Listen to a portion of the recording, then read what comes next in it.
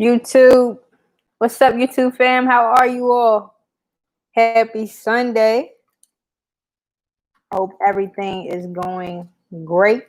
Can you hear the audio? Okay, we're good on audio. I'm gonna go live on IG, YouTube. Y'all bear with me. Y'all can see more of my face. My sister bought me a light, so I'm gonna have to turn the camera just a little bit so you all can see my light. Fancy.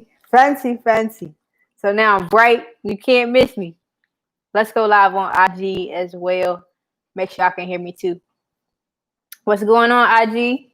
How are you all? Happy Sunday to you too. The title of today's YouTube live or Doe for Degrees live community scholarship chat is how do scholarships work? Hey, thank you for joining. I don't think a lot of people have a clear understanding of how scholarships work in terms of how do you get the money if you're selected as a winner? What happens if you're not selected as a winner? So I'm going to walk you all through that entire process today. What's up? Hey, sis. How do scholarships work? That's the title of the chat. Give me 1 second. Post that on IG. I got you. Okay. Good stuff. Awesome. All right. So let me introduce myself, tell you all who I am, what I do, how this is going to flow today. My name is Danielle Jeffers. I'm the founder of Doe for Degrees LLC. Doe for Degrees is a scholarship coaching company where I teach students how to earn scholarships to go to college and graduate debt free. I really need your help. You moving up in the world. You're funny. That's nice. Oh yeah, I would love to talk to you. Makari, please let me know if I said your name wrong. I'm going to drop the link to talk and we can chat one-on-one. It's a free 10-minute option I offer. So we can talk. Let's talk. The IG, you all, if you want to talk with me one-on-one, all you have to do is click the link in my bio and there's an option that says contact Danielle. You can contact me directly and we can have a one-on-one conversation. There's a free 10-minute option and there are some paid options depending on which service you need. But if you just want to chat, just click the 10-minute option and we can have a conversation. So Makari, that's the best way to get in contact with me is that link. Now, again, I told you who I am. My name is Danielle Jeffers. I'm the founder of Doe for Degrees LLC. Doe for Degrees is a scholarship coaching company where I teach students how to earn scholarships to go to college and graduate debt-free. I graduated debt-free from Virginia Tech last year in 2019, having earned more than $200,000 in scholarships. And I go live every single Sunday at 3:00 p.m. Eastern Standard Time to tell you all how to win scholarships and specifically to answer any questions you have about scholarships. Because everyone talks about why you should go to college, but not many people talk about how you can pay for it, how you can pay for it without student loans. And I was able to do that successfully. What did my scholarship process look like? Well, I applied for more than 120 scholarships between my senior year of high school in 2015, with 2014 and 2015. And by the time I graduated last year, 2019. Well, I'm glad you're listening. So it was a 5-year journey to win $200,000. But I went through college, went through Virginia Tech, graduated with my Bachelor of Arts in Communication without having to ever sign my name on a student loan. So it was possible. The thing about it was I applied for more than 120 scholarships and only won 42 of them. So I received more rejection letters than I received acceptance letters. But when I got started, I had no idea how the scholarship process worked.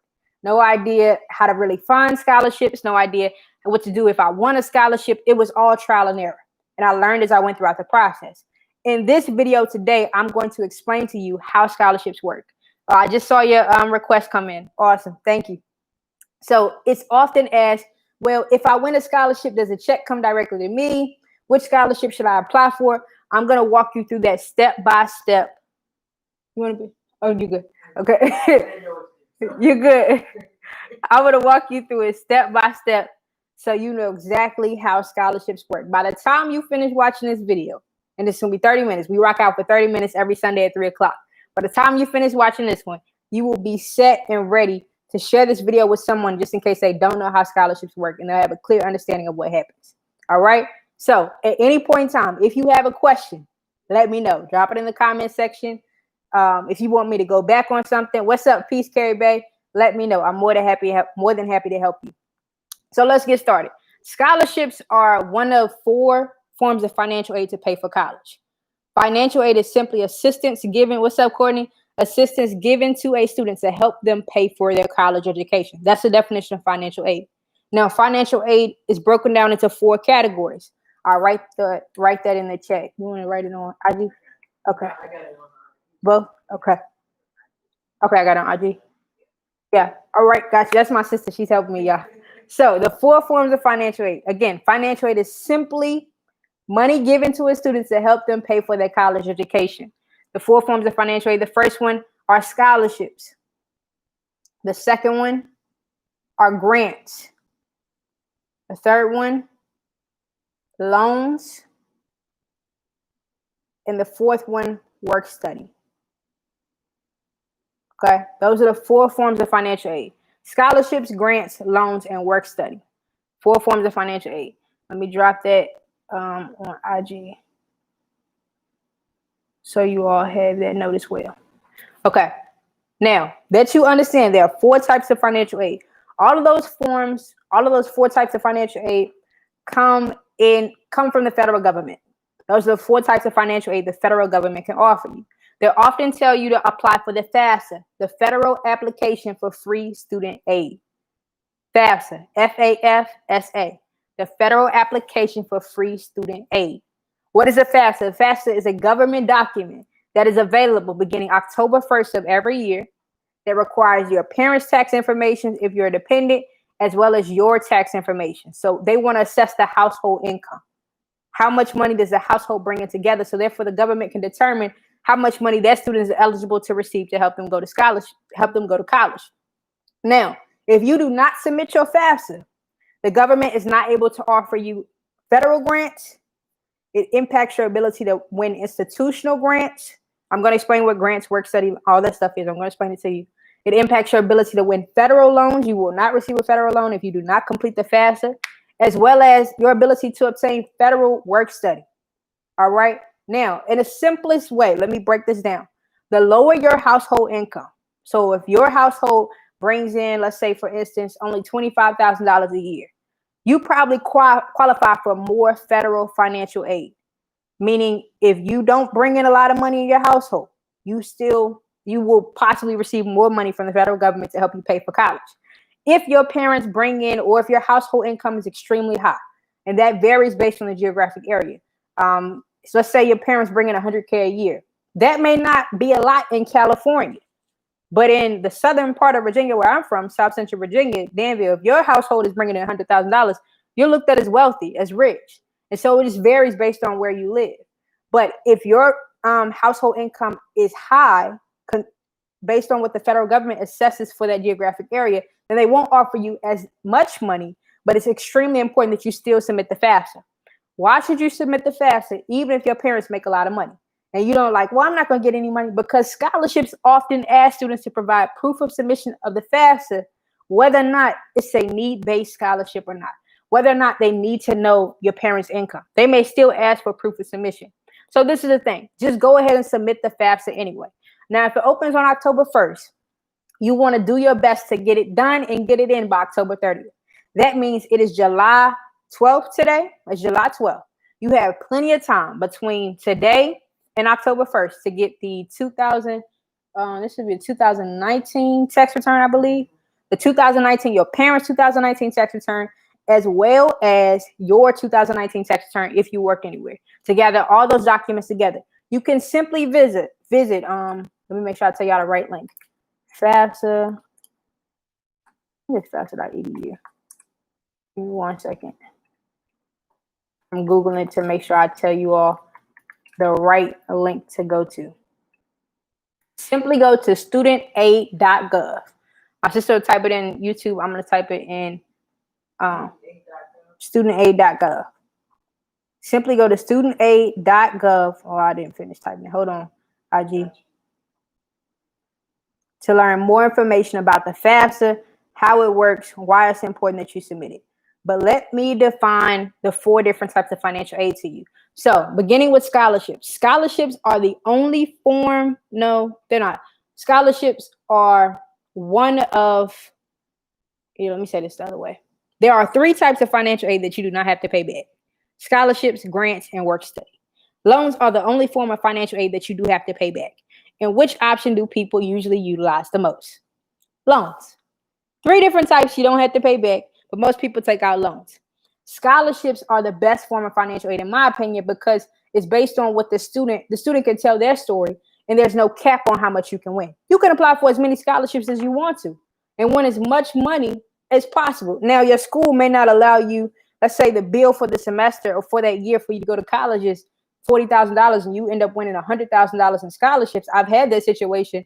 They may ask you to place that extra money on other accounts. They may offer you a refund check.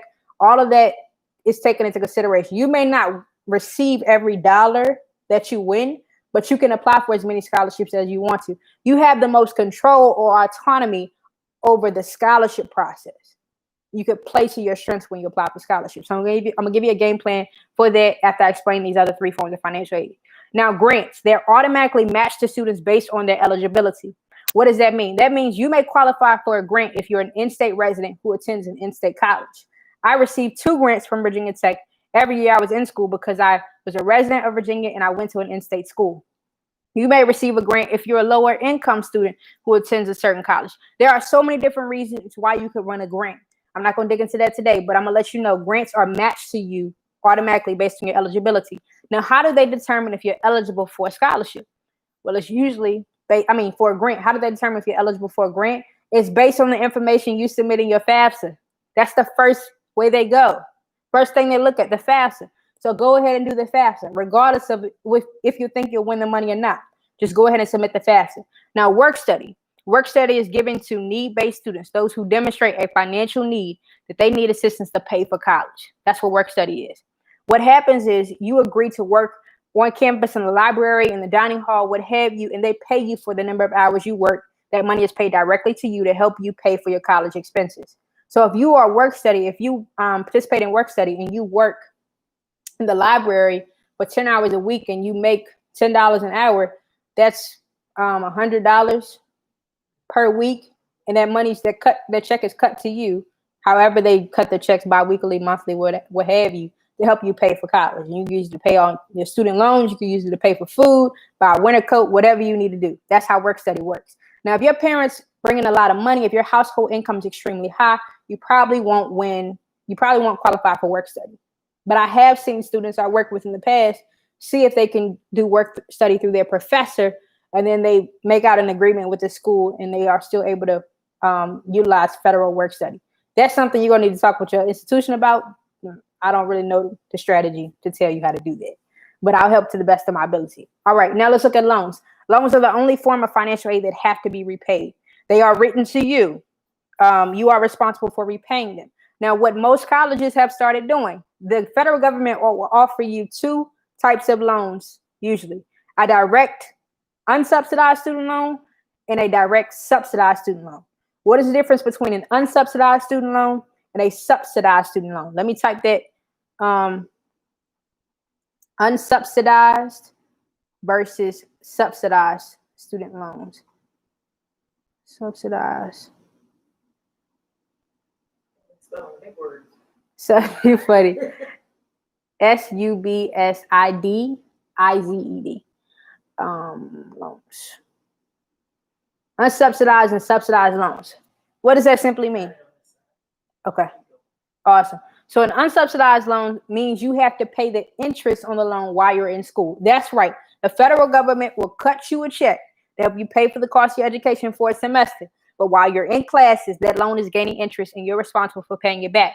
A subsidized loan means the government cuts you a check to help you pay for college for that semester, and the government is going to pay the interest on their loan while you're in school, but you will have to pay the interest on the loan 6 months after you graduate.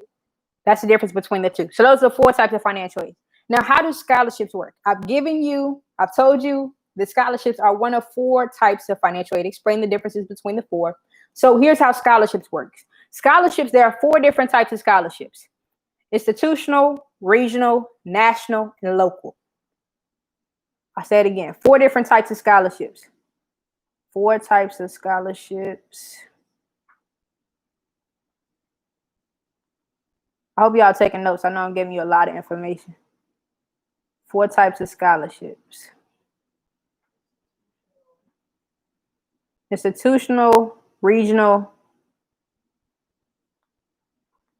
national, and local.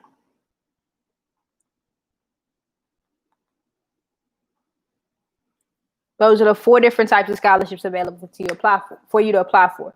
Now, what is the difference between all 4 of those types of scholarships? An institutional scholarship is given to you based on from the college you attend. So while I was at Virginia Tech had this portal called Scholarship Central. You can usually visit your school's financial aid webpage to see if they have a page devoted to scholarships. And that's where you'll find the scholarships the university itself offers to their students. Now, within each university, there's usually separate departments and colleges. Like you might have the Department of Science or the College of Urban Studies and Architecture or the College of Life Sciences, what have you. You have these different colleges. Now, the institution itself, Virginia Tech, offered me scholarships as well as my respective college.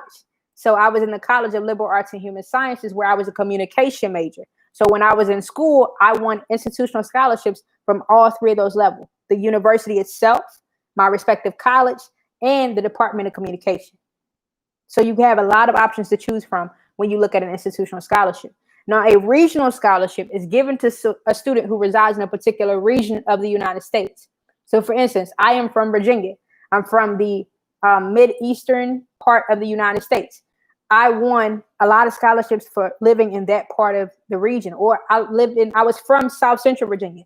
That's a particular region within Virginia. I won scholarships from that area.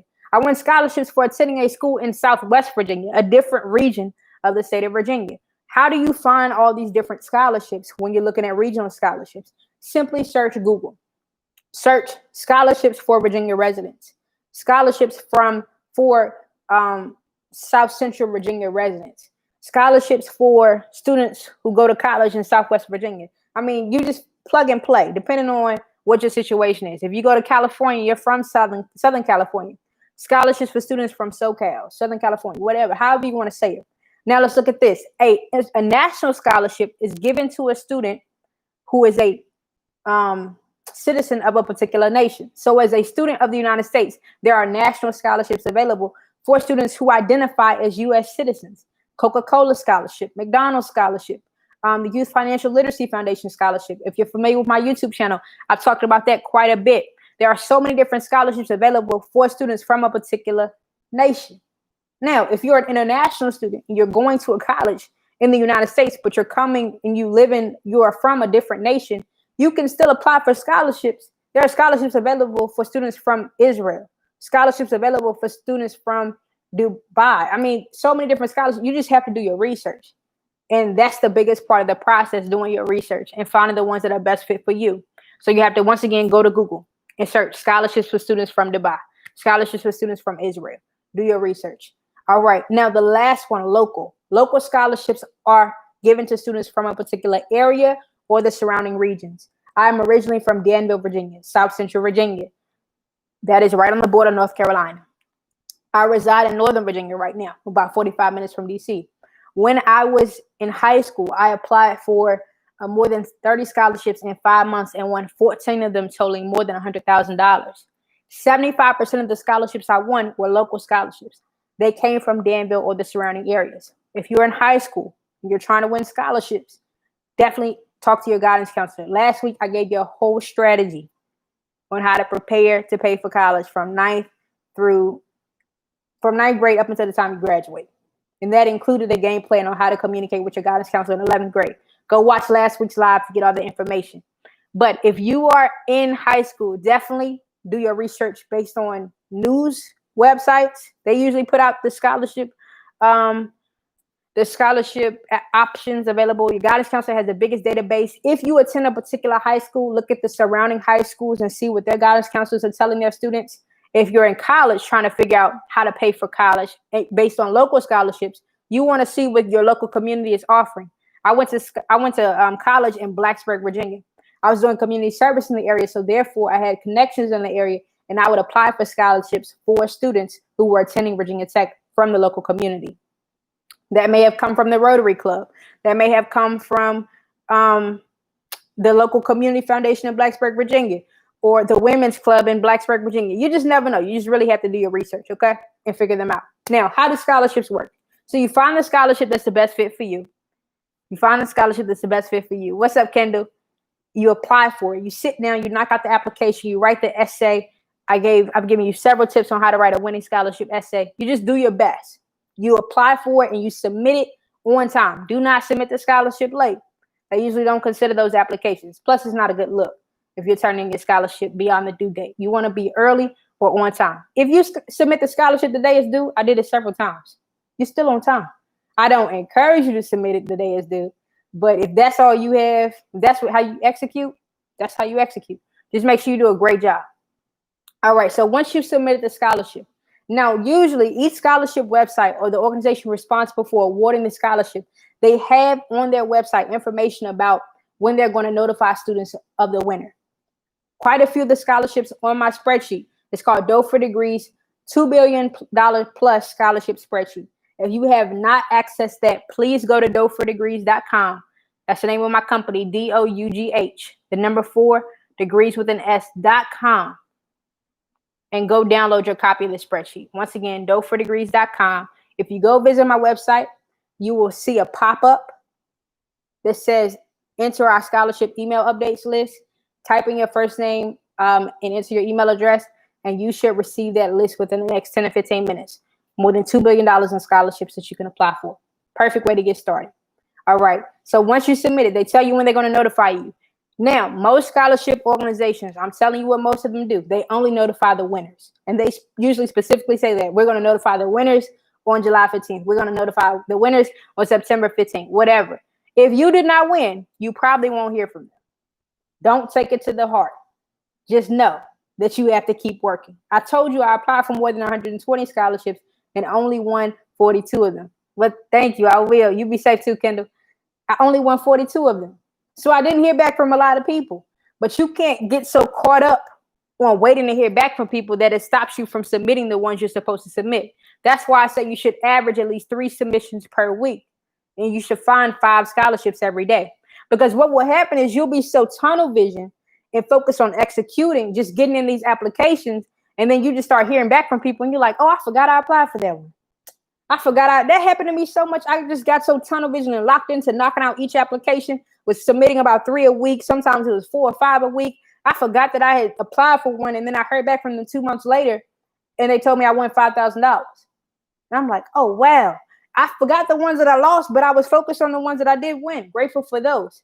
And so once you hear back from an organization, please check your email every day. Please be on the lookout. You might want to create your own separate email just for scholarships. And you want that email to be professional. You want it to say it may be your first and last name, a combination of your first and last name, a couple of numbers. I know my first, I'm not going to put out my email address, but my first email address for scholarships was a combination of my first and last name and then my area code.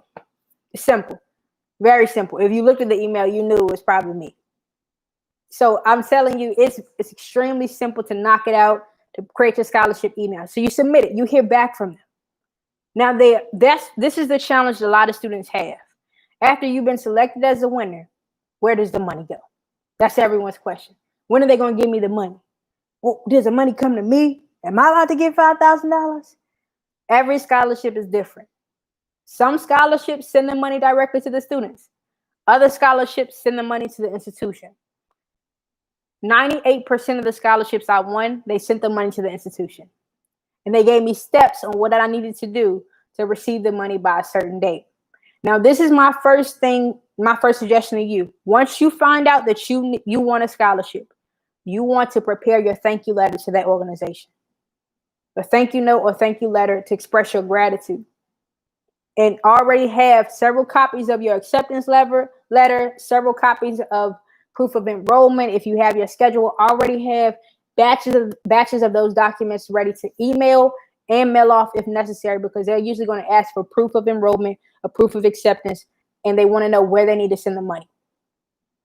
All the school websites that I've been to, they have information on their websites. I'm talking about university websites, telling students where to send outside scholarships. Ask them to mail the check to the bursar's office. Ask them to mail the check to the Office of Scholarships and Financial Aid. They can tell you on your school's website. If you have any trouble finding it, pick a time to speak with me. I'll be more than happy to help you find it. We can find it together. But simply just find that out. And what the scholarship provider typically does, once they've identified you as a winner, they send you an email or a letter in the mail saying, hey, congratulations, we select you as a winner of this year's scholarship. You will receive $5,000. We will send the check on this date. or we will send the check upon receipt of proof of enrollment or proof of acceptance. You want to move swiftly. Be in communication with them. All right. So what happened for me was most of my scholarship providers asked me to submit a copy of my acceptance letter when I was transitioning from high school to college. I would email or mail them a copy of my acceptance letter. They would send the check to my respective university on my behalf. They usually asked for my student ID so that they knew it was going to my account. The student ID is sometimes a 9-digit, 6-digit, 5-digit number, depending on how your school works, that specifically identifies you as a student. It's simply like having a driver's license number. Everyone has a driver's license number who has a driver's license. And it identifies you as a driver. And so they'll ask for that information. They send it to the university, and the university posts it on your account, your student account, to pay the bill for that term. Now, if you want a scholarship, this scholarship organization says, hey, we're giving away a scholarship for the fall 2020 semester. The university is going to post it on your bill for the fall 2020 semester.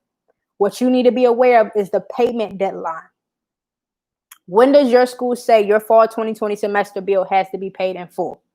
Because if you don't know the payment deadline, and this is an issue I had to overcome, let's say your fall 2020 semester bill needs to be paid in full by August 31st, and your scholarship provider says we're not sending the checks out until September 15th. What's going to happen is when your school goes through all the students' accounts who are enrolled for the fall 2020 semester, and they say you're missing $2,500, they're going to ask you, do you want to take out a loan to pay for this balance, or do you want to do a payment plan? If you say neither, then they're going to look at you and say, okay, well, you need to get this bill paid before the first day of classes. Otherwise, your account's going to be locked. So that's when you have to have a conversation with these scholarship providers and send them proof saying that the university says they need this money by August 15th. August 31st, can you please get it into them before September 15th? Or what you can do is have the organization themselves draft a letter saying they're going to send the check, and the university will post that as a pending payment on your account. All right. Does that help? If they, you said, what happens to the money if you haven't picked the school yet? So if you haven't picked your university yet, you can communicate with your scholarship provider and tell them that you're still looking at your options, and just keep them updated on exactly which university you do select. Keep in mind that you don't want them to send the money to the wrong school, because once that check is cut, like, either they're going to have to cancel the check and rewrite the check, and they're probably not going to be happy about that. So just tell them that you're still trying to figure out your options, and that you'll stay in contact with them. You'll communicate with them regularly. All right. The last thing I was going to say, if they cut the check directly to you, be wise. If you win a $5,000 check cut directly to you at 17, 18, 19, 20, 20, 21, 22, keep in mind, just put it on your student account, put it on the bill that's due. Buy your books, buy your computer, whatever you need to do. Don't spend the money on food, alcohol, clothes unnecessarily. Just be wise. Because the worst thing you can do is to win the money you need to pay for school. You end up blowing it on something else, and then you have to take out a loan and have to pay extra money because the loan has interest when you already had the money to cover it in the first place. All right. Now, after you won a scholarship, after you've done all these things, communicating, this check is processed, I encourage you, please stay in communication with these scholarship providers. Keep them updated every year. Let them know how you're doing. Let them know you're in school. Keep in mind, they may be offering a scholarship to students again that next year, and check to see if you're eligible. But constantly keep them updated throughout your entire undergraduate journey, and build a relationship, because relationships are more important than money. It's great that you won the check, but that relationship you build with someone who initially invested in you could change your life. I'm a living testament about how that has happened for me. So that's how scholarships work. You find them, you apply for them, you submit them, they cut the check, you tell them where to send the check to, you send a thank you letter, you keep them updated. That's simply how scholarships work. But keep in mind, if your goal is to graduate debt-free, you'll be applying for scholarships as often as you would clock hours at a job. I was averaging 20 hours a week on scholarships. And in my peak season in high school, I was averaging 40 hours a week. So if you really want the money you need to graduate debt-free, you're going to have to put in some work. It's going to require a lot of sacrifice, but it's the best investment you'll ever make in yourself. Because now you know how to write about yourself. You know how to find the scholarships that are best fit for you. And most importantly, you build professional relationships that can sustain you the rest of your life. Makari asks, where can I find scholarships without being fake? What do you mean by being fake? where can you find scholarships without being fake? So do you mean like having to embellish to make you seem like a spectacular scholarship applicant?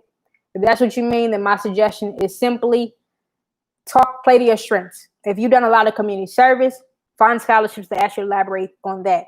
If you have, if you're extremely ambitious and you know you're a goal-oriented person, find scholarships to ask you to talk about that. But when we talk one-on-one, let's continue that conversation. Where can you find scholarships without being fake? Let me know if that's helpful, if that answers your question. But the biggest thing is just play to your strengths. Don't put yourself in a situation where you have to compromise your integrity in order to apply for scholarship, because the worst thing you could do on a scholarship application is lie. Do not lie. Tell the truth. Okay? All right. Y'all have any more questions? I hope this was helpful. Let me know if this was helpful, you all. I'm more than happy to answer any questions you have. We rocked out for 30 minutes today, but that's exactly how scholarships work. No questions? Okay. Send me a lot of mail offering me loans. I found scholarship, but then they send me a lot of mail offering me loans. Are you looking at, okay, you said it was helpful, awesome. Let me know, are you finding these scholarships from like Sally Mae? Thank you, Dad. Or Discovery, like Discovery credit cards?